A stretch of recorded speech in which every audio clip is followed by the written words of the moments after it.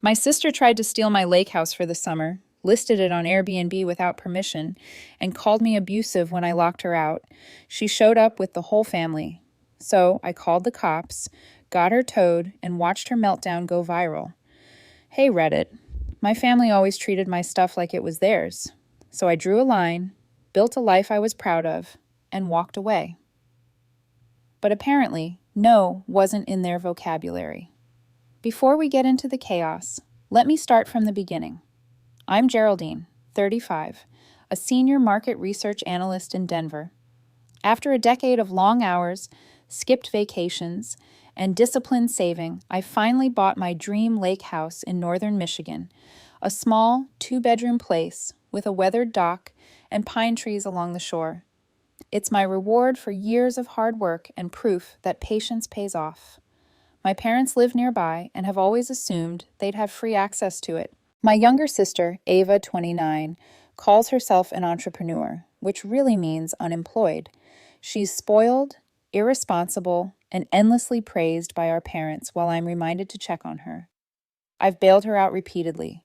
Rent, credit cards, emergencies that are really vacations, and she's never paid me back. Then, one random Tuesday afternoon, between two client calls, my phone buzzed with a text that looked like a joke. Ava, we're taking your lake house for the summer. I blinked. We're taking, not asking, not suggesting. Taking. I figured autocorrect had butchered something, but then I opened the family group chat. It was a circus. Mom responded with a flood of heart emojis. Dad wrote, "Perfect, family time is overdue." My aunt added, "I'll book flights this week." Everyone acted like I just volunteered my place for a free vacation. Then Ava shared a Google sheet. It wasn't a joke, it was a full itinerary. Room assignments, grocery lists, weekly activities, even a no pets rule that didn't exist. The master bedroom, my bedroom, was labeled ours. I typed a polite message. "Hey, I'm glad you're excited, but you need to ask before planning anything. I'll be using the lake house this summer." The responses came almost immediately. "Mom, family should share." "Geraldine, Dad, don't be difficult. It's just a house. Ava, you're hardly ever there anyway. We'll take better care of it." A few hours later, Ava posted a lake mood board to her Instagram story. Every photo, the dock, the fire pit, the living room was from my property. The caption read, "Our lakeside summer starts soon. Elner Family Goals." Then came a calendar invite titled, "Lake House Turnover Cleaning, June 29th. The description said, "Please make sure the property is clean before our arrival." It was sent from Ava's brand email. Apparently, I wasn't just the owner. I was now the janitor, too. I scrolled through the messages again. They weren't kidding. My cousin asked if he could bring his dog, the same one that chewed through my leather couch 2 Christmases ago. My aunt was organizing a 4th of July barbecue on my deck.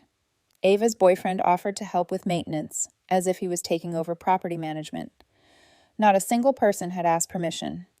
They had decided collectively that because we share DNA, I was obligated to hand over the one thing I'd earned entirely by myself.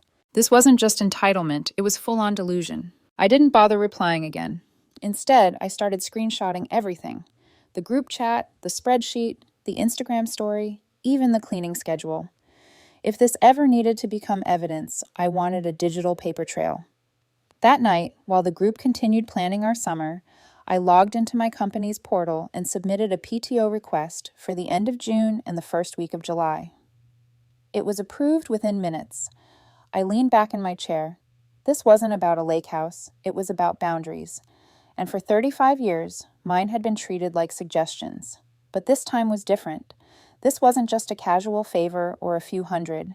This was the one thing I'd worked relentlessly to earn, being treated like a community property. They were planning an entire summer vacation in a place they didn't own without so much as a question. I wasn't going to argue. I wasn't going to explain why this was unacceptable. I'd spent too many years explaining things to people who had no interest in listening. Instead, I made a decision. I'd let them come. Let them pack the cars, drag the coolers, and drive 6 hours north. Let them pull into the gravel driveway with their towels and their big family plans. And when they reached the front door, they'd find it locked tight. They wanted me to be the villain. Fine, I'd play the part, but this time I'd be the one writing the ending. That night, I archived the chat and muted it. They could keep planning their fantasy summer. They had no idea I was planning something too. The season was going to be unforgettable, just not for the reasons they imagined. I didn't stumble into the lake house by accident. It was the result of a decade spent doing the work most people avoid, the kind that doesn't make headlines or Instagram posts. While others were planning destination weddings or building followings, I was building data models and living off black coffee. After college, I started as a junior analyst at a small consumer insights firm. Entry-level market research meant combing through endless survey data, segmenting demographics, and writing reports executives barely skimmed. But I was good at it, good enough to earn promotions faster than most. I took freelance contracts on the side, building survey panels for startups, and running product testing projects at night. Every extra dollar went into 2 spreadsheets I updated religiously: freedom for savings, and still breathing for everything else. Vacations? None.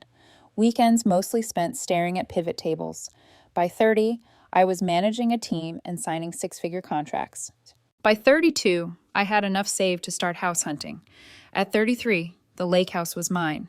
Ava's career looked different. She'd tried at least 6 different business ideas, all of them fueled by parental handouts and my reluctant Venmo transfers. There was the online jewelry store that never got past the Etsy draft page, the wellness brand that launched with 2 Instagram posts and died in 3 weeks, the candle business she pitched at Christmas, which according to her failed because people don't understand luxury scents. Her emergencies were never emergencies. One time she called crying that her landlord was threatening eviction. I wired $12,200 that night, only to see photos of her at Coachella 2 days later. Another time she said she needed help covering medical bills. It turned out to be a $300 lash extension appointment and a weekend spa package. Our parents never saw a problem. When Ava got drunk and called in sick, Mom described it as a medical setback.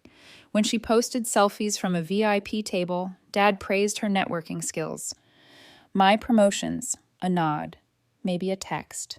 Ava's half-baked projects, champagne in the kitchen, and speeches about her entrepreneurial spirit. I'd been tracking every dollar, $14,860 over the first 8 years, but in the last 2 years alone, I'd kicked in another $8,000. Her emergencies were getting more frequent and more expensive. The total was north of $22,000 now, and she'd never paid me back a cent. The lake house was supposed to be where all that stopped, a physical line between the person who always picked up the pieces and the woman who finally put herself first. But judging by the group chat, Ava didn't see it that way. I wasn't entirely alone in my corner of the lake. Down the road was Mr. Rohr, a retired Coast Guard officer with the temperament of a rulebook. He lived 3 doors down and noticed everything: license plates, noise levels, who left their trash bins out a day too early, the kind of neighbor you either hated or appreciated. I appreciated him. When he mentioned he was struggling to order groceries online, I set up his account for him and fixed his ancient Wi-Fi router. In return, he promised to keep an eye on things when I wasn't around. Then there was Doreen, the president of the Homeowners Association. She treated the neighborhood bylaws like sacred scripture. Lawn too long? Expect a warning.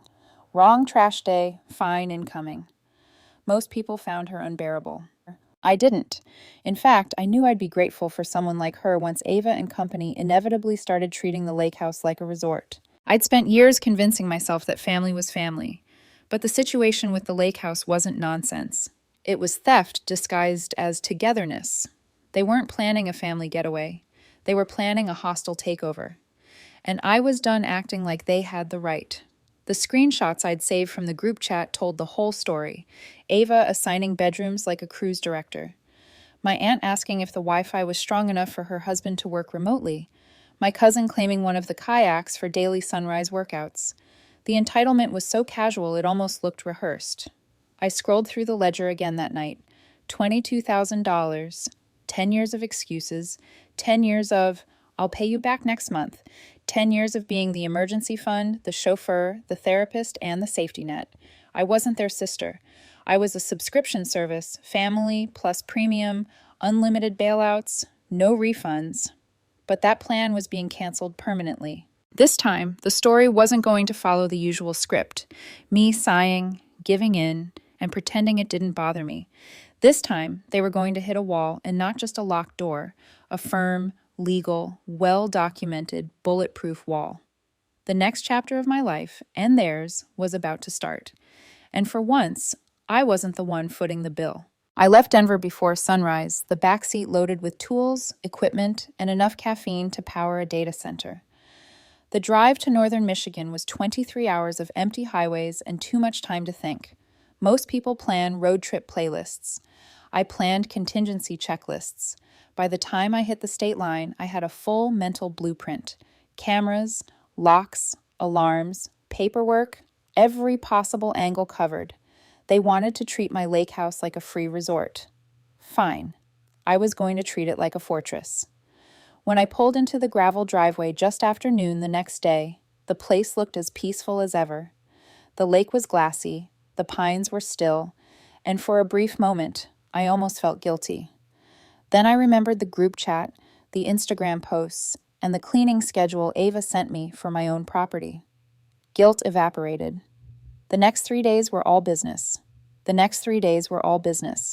first order of business was surveillance. I hired a local company to install motion-activated cameras covering every approach: the front door, back deck, driveway, and both sides of the house.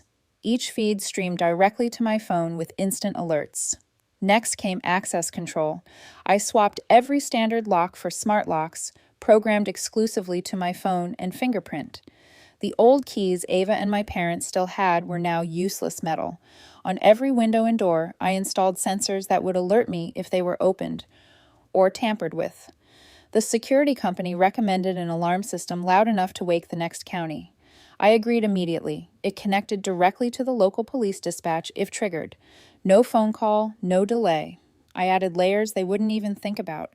Smart lighting that turned on and off randomly at night to make the house look occupied.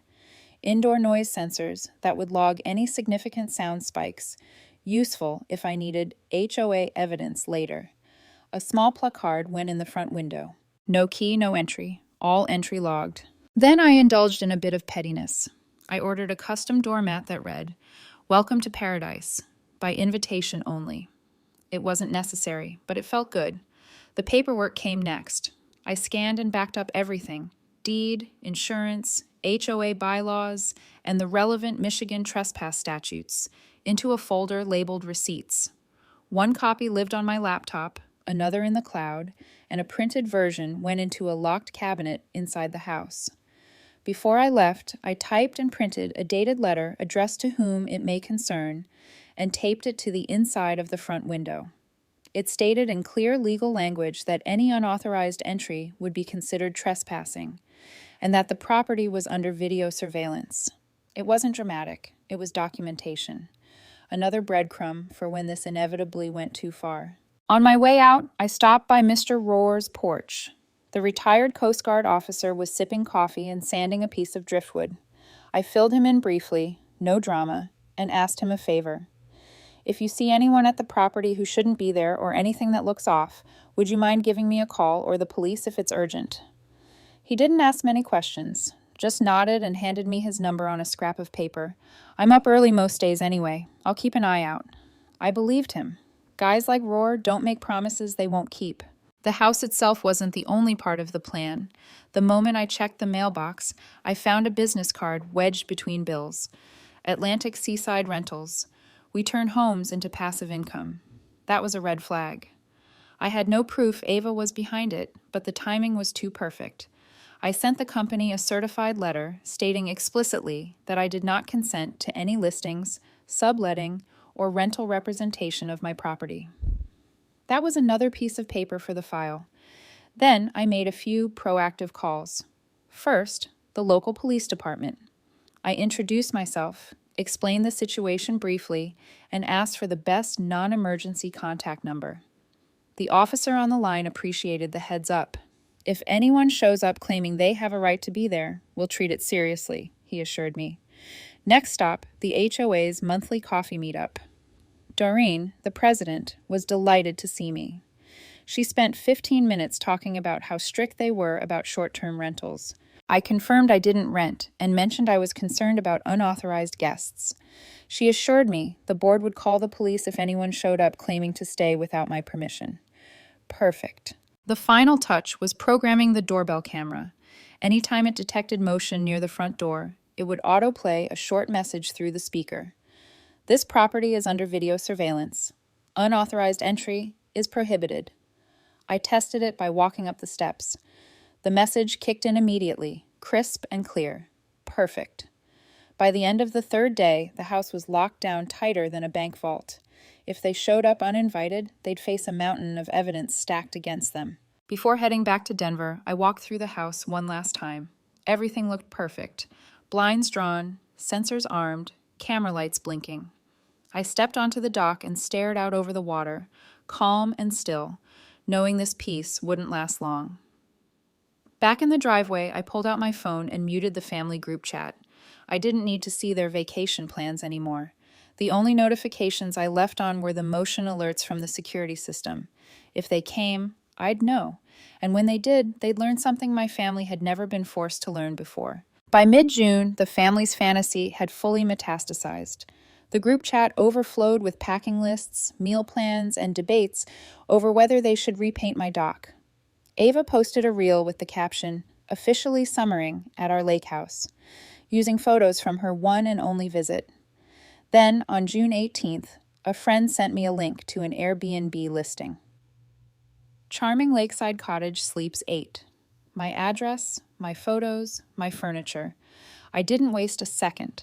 I filed a fraud report with Airbnb, notified the HOA and local police, and added the screenshots to my evidence folder. 10 days later, June 28th, the Saturday before the 4th of July, my phone buzzed with a motion alert. 3 cars rolled into my driveway like a convoy. Mom and Dad's SUV, Ava's silver Jeep, and my aunt's minivan stuffed with kids, coolers, and inflatable swans. The camera feed showed folding chairs, grills, and suitcases. They weren't planning a weekend visit. They were planning a takeover. Ava strutted up to the front door in oversized sunglasses, pulling out the old key I'd given her years ago. She slid it into the lock and twisted. Nothing. She tried again, jiggling it harder. Still nothing. She stepped back, sighed loudly, and muttered, "She must have changed it wrong," as if I'd forgotten how locks work. Then she pulled out her phone and made a call. Within 15 minutes, a white van rolled up, a locksmith she'd clearly arranged ahead of time. Before he could touch the door, I tapped the doorbell speaker. "This is the property owner. Do not touch those locks." The locksmith froze mid-motion, stood up, and walked back to his van. "Yeah, I'm not touching that," he muttered before driving off. Ava shouted at the disappearing van in frustration. That's when the real desperation kicked in. Ava circled the house, peering through windows and jiggling sliders. Kyle, her boyfriend, tried prying open the shed door. My phone lit up with one motion alert after another. I typed a short message into the family group chat. "You are trespassing. This property is under video surveillance. Michigan Penal Code 750.552 applies. Timestamp 1422. Minutes later, Mr. Rohr walked past with his dog, glancing at the chaos and then up at the cameras. He gave a short nod before continuing on. It was reassuring to know there was a witness. Then I received an alert from my utility company. Someone had reported a fake power outage to get access. I called immediately, locked my account with a passcode, and the reppy flagged it as fraud. About 30 minutes later, I received an email from Doreen at the HOA. There had been a noise complaint about loud music, illegally parked vehicles, and suspicious activity. She had already visited the property. According to her, Ava claimed they were the owners. When Doreen asked for proof, Ava had none. A formal warning was issued and CC'd to me. I decided that was enough. I called the local police non-emergency line, calmly explained the situation, and requested an officer be dispatched. Within 20 minutes, 2 patrol cars arrived. Officers Martinez and Hoy stepped out and were immediately met with a performance. Mom crying, Dad trying to look reasonable, Ava shouting about family rights. They claimed it was a misunderstanding. The officers called me, and I emailed them the property deed, screenshots, and a signed electronic trespass affidavit. When the officers told them they had to leave, Ava completely lost it. She screamed that this was abuse, that the house was community property, that they had a right to be there. Officer Hui asked to see her phone, which she had left unlocked, and there it was, the fake Airbnb listing still active. Next to it was a spreadsheet titled Room Assignments with my master bedroom labeled as ours. The officers made it clear if they didn't leave immediately, they could face criminal trespass charges. Dad, sweating and humiliated, tried to negotiate, suggesting they just stay for the weekend. The officers didn't budge. Within 15 minutes, they were loading their things back into the cars, grumbling about coming back with a lawyer. Then karma decided to pile on. Less than an hour after they left, Mr. Rohr texted me. Police had set up a routine summer safety checkpoint down the road. Ava's Jeep got pulled over. Expired registration. She went on Instagram Live from the side of the road, mascara running, claiming I had called ahead to have her pulled over, as if I had the cops on speed dial and could arrange a checkpoint on a public highway. The comments were split between, OMG, that's abuse, and, girl, you just forgot to renew your tags. I couldn't help but laugh. The universe didn't need my help. It had a subscription service of its own. The silence didn't last long. Within 24 hours of being escorted off my property, Ava was back online. Except this time, the performance had a new stage. Her Instagram stories turned into a rant series, each one more dramatic than the last. I was now greedy, emotionally abusive, and brainwashed by money. She posted a slideshow of photos of my lake house, claiming I'd locked my own family out of their vacation home. Her followers, who mostly consisted of friends who still lived with their parents, ate it up. She doubled down with a caption that read, "Some people let money change them.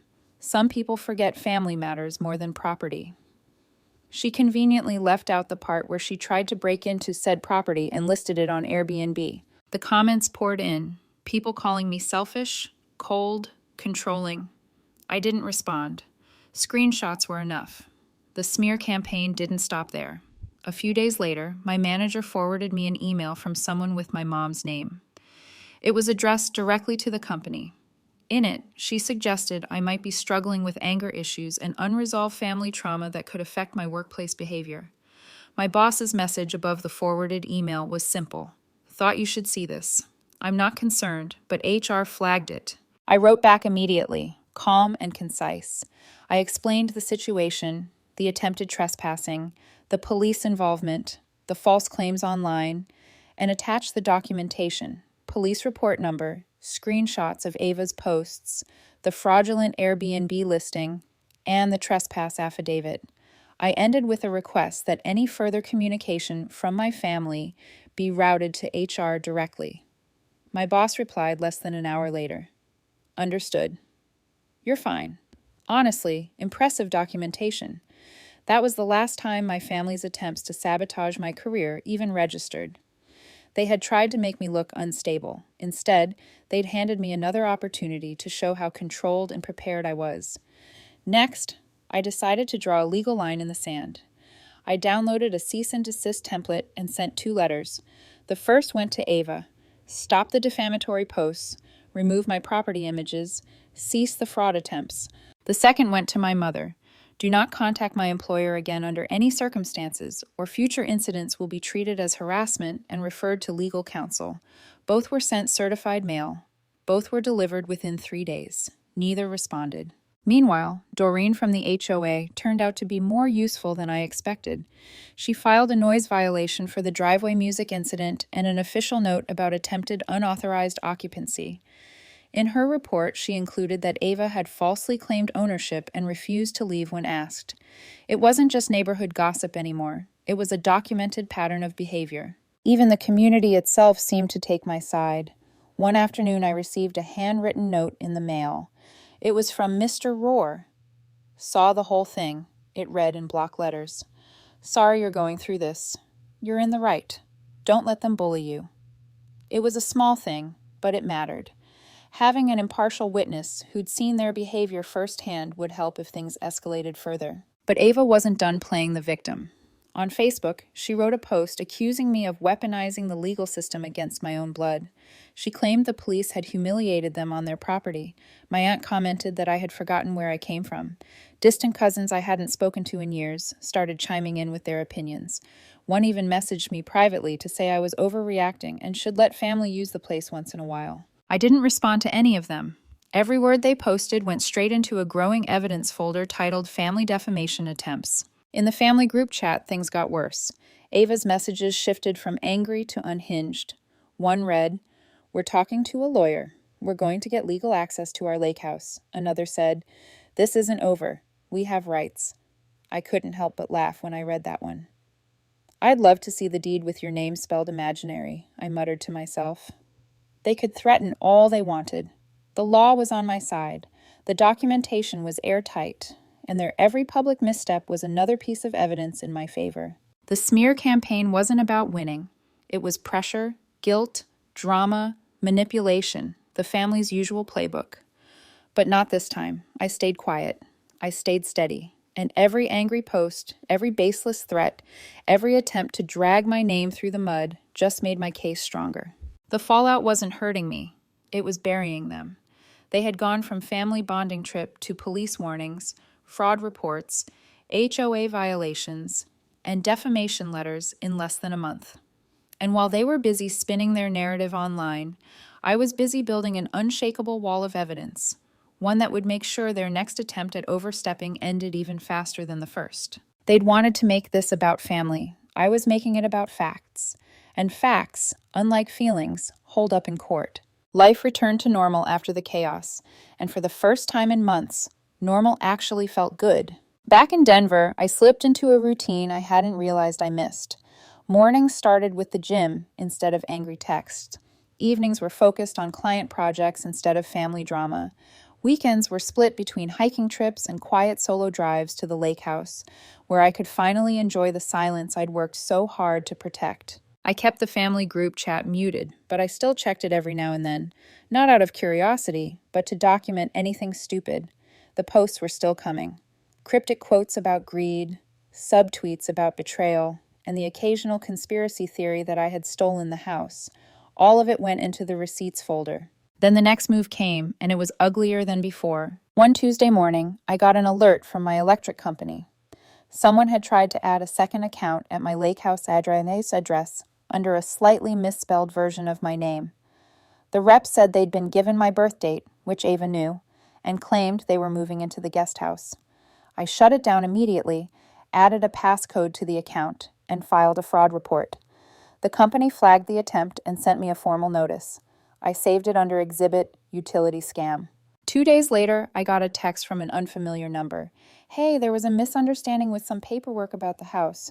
Sorry if that caused issues." I archived it without responding. A week later, a guy called claiming Ava had hired him off Craigslist to power wash the deck, said she'd sent him $300 via Venmo as a deposit and promised the rest when he showed up. "I'm outside the property now," he said, "but the door's locked and she's not answering." I told him flat out, "I'm the owner. No one hired you. If you step on that property, you're trespassing." He went quiet for a second, then muttered, "Yeah, I figured this smelled off." He hung up. I checked my cameras. Sure enough, a beat-up pickup truck was idling in the driveway. He left 2 minutes later. I never found out if Ava actually sent him money or if he was in on it. Either way, I sent him a screenshot of the property deed with a warning. He didn't come back. Their next attempt was more brazen. One Saturday evening, my phone buzzed with a motion alert from the property. Ava's Jeep was parked illegally at the public access point down the road. The camera feed showed her dragging a cooler and portable speaker across the grass toward the property line. My noise sensor started pinging within the hour. Music, shouting, laughter. She wasn't breaking into the house this time. She was throwing a party at the public access point next door. I made one call to the HOA and another to the county sheriff's lake patrol. Within 40 minutes, officers were on site. They issued citations for noise violations, trespassing on private property, and illegal parking. Later that night, Mr. Rohr texted me again. Ava had driven to the public boat launch and tried to back a borrowed trailer into the water without a permit, blocking the entire ramp. Harbor Patrol towed her Jeep within 20 minutes. Online, she spun the story differently. "She's targeting me," she wrote. She called the cops on her own family. The following weekend, they tried again, this time with fireworks. I was watching the camera feeds when Mr. Rohr texted me. "They're setting up rockets by the shore." Fireworks were heavily restricted near the lake, and Rohr didn't hesitate to call it in. Police showed up before they could light a single fuse. The fireworks were confiscated, and fines were issued on the spot. Meanwhile, the Airbnb sting finally paid off. I received a confirmation email from the company. The fraudulent listing had been removed, the host account flagged, and a warning issued. They thanked me for preventing a potential illegal booking. I downloaded the email as a PDF and saved it under a new evidence label. Exhibit Fantasy Property Manager. After that, the family's energy started to fade. The threats in the group chat slowed down, replaced by complaints and vague attempts at guilt. My parents, who had once defended Ava's every move, seemed to be running out of excuses. My mom eventually emailed me. No emotional blackmail, no dramatic language, just, "Can we speak?" I replied with a single sentence.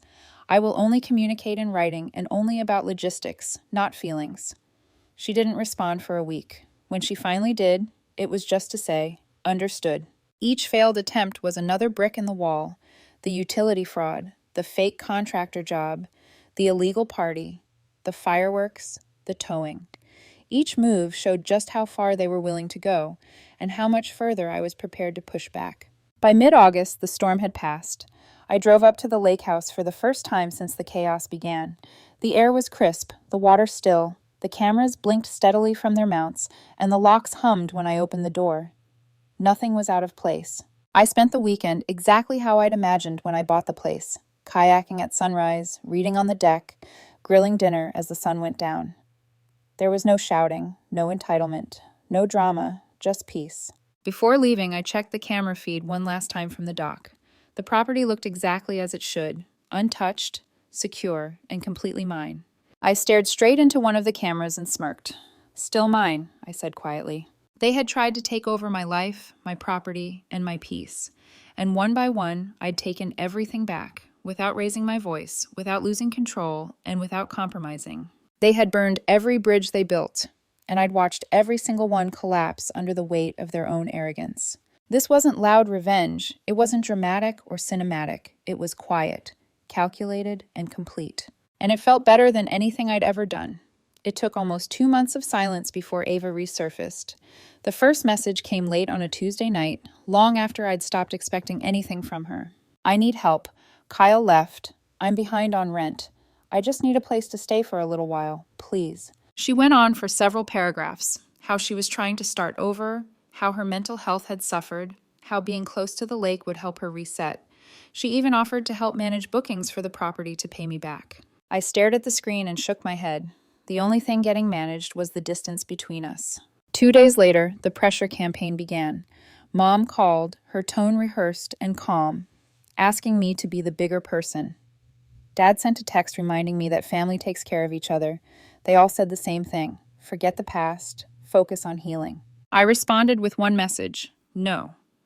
Attached was a single PDF, 30 pages of everything they had done since the first text: the trespass affidavit, screenshots of the fake Airbnb listing, the HOA violations, the attempted utility scam, the email to my boss, the towing report, the fireworks citation, and the cease and desist letters.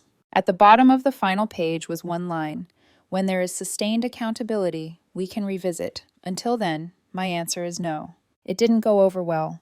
Ava switched tactics within hours. The messages swung from desperation to rage. "You ruined my life. You won." "Okay.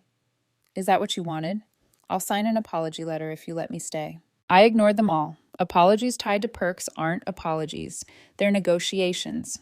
And I was done negotiating. A week later, my parents asked to meet. They promised Ava wouldn't be there. Against my better judgment, I agreed, but only under strict conditions. Neutral ground. Public place. 1 hour. We met at a diner in Omaha, halfway between Denver and Grand Rapids. They looked older than I remembered. The stress was finally showing on their faces. Mom tried to open with small talk. I cut straight to business. "I'm not here to rehash everything," I said. "I'm here to set terms." They listened quietly as I laid them out like a contract. No more loans, not 1 cent. The lake house is by invitation only. If I say no, it's no. You do not contact my employer, ever. And if Ava wants to fix this, she starts by going to therapy, deleting every false post, and putting in writing what she did. There's no timeline. I make no promises. They exchanged a look. For once, there was no arguing, no deflection, no guilt trips. Just two exhausted people who finally seemed to understand the damage they'd allowed. Okay, Dad said. We'll talk to her. Mom nodded. We just don't want to lose you. I didn't say what I was thinking, that they should have worried about that before letting Ava run wild for 30 years. But I let it sit. I'm not lost, I said finally. I just stopped playing along. They hugged me in the parking lot. Awkward, but at least it was something. A few weeks later, Ava tried again. Please, just the weekend. I won't cause problems. I promise. I'm sorry for everything. The words were simple this time. No bargaining, no conditions, just 2 sentences. I read them more than once, but didn't reply. I set the phone down and walked out onto the deck of the lake house. It was early morning, the kind of crisp, pale sunrise that makes the water look like glass. Down the shore, a family I didn't know was setting up beach chairs and a picnic blanket, their laughter carrying across the water. I opened the messages again, typed 2 words, "not now," and saved them as a draft. Then I pocketed my phone and walked to the dock. The kayak slid into the water with barely a ripple. The wind was light, the lake perfectly still. As I paddled toward the open water, I glanced back at the house. The cameras blinked steadily in the morning light. The locks were unchanged. The property was untouched. This was what victory looked like. It wasn't loud. It wasn't about police sirens or legal threats. Revenge was waking up in a place I had earned and built for myself. It was knowing I could say no and mean it. It was peace, the kind that couldn't be taken, borrowed, or guilt-tripped away. They had spent years treating me like a safety net, a resource, a guaranteed yes. They had learned, slowly and painfully, that those days were over. And maybe someday, if the apologies are real and the behavior changes, I'll consider letting them back into my life. But that choice will be mine, not theirs. The rest of it, the drama, the guilt, the manipulation, was just noise. And for the first time in my life, I couldn't hear a thing.